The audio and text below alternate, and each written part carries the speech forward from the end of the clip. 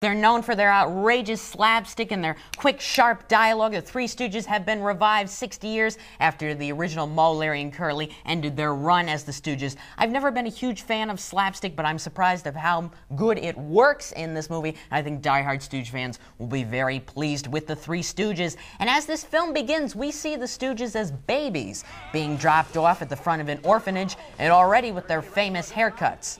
We then flash forward 10 years, and no one working at the orphanage can stand them anymore, including Mother Superior, played by Glee's Jane Lynch. And no one wants to adopt them. Then we jump ahead another 25 years. Mother Superior hasn't aged a bit, but the Stooges have, and they're still causing trouble at the orphanage. So much so that the orphanage is being forced to close because it can't afford to pay all the bills that are piling up from repairing things destroyed by the Stooges. So Moe, Larry, and Curly decide to go out on their own and try to raise the $830,000 needed to keep it open. Along the way, they get caught up in a scheme involving Lydia, played by Sofia Vergara.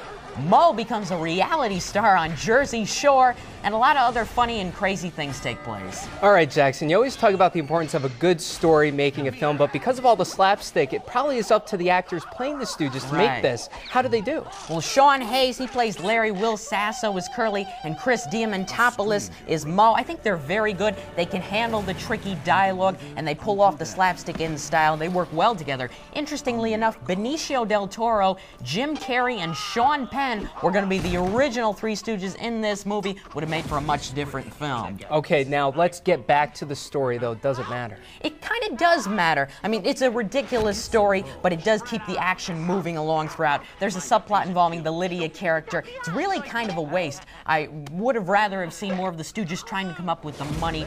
And the Jersey Shore subplot, it sort of works, but it's a little out there, goes on a bit too long. Yeah, it probably tries to play to that new pop culture segment. Yes. Speaking of which, in order to be a big hit, this is going to have to draw in more than just big Stooge fans to the movie theaters. Can it do that? I think it can. A lot of grandparents are probably going to want to bring their grandkids to see this movie, and a lot of kids are probably going to want to go. If they've seen these clips and these trailers and like people getting hit and falling down, they're going to want to see this movie. It's the only real new family film out right now, and the last chance to see one before vacation's over. And really, anyone who wants to see Curb Your Enthusiasm's Larry David play a nun is going to want to see this movie. All right, you said it's a family movie. Some of the slapstick is violent. Is this okay for kids?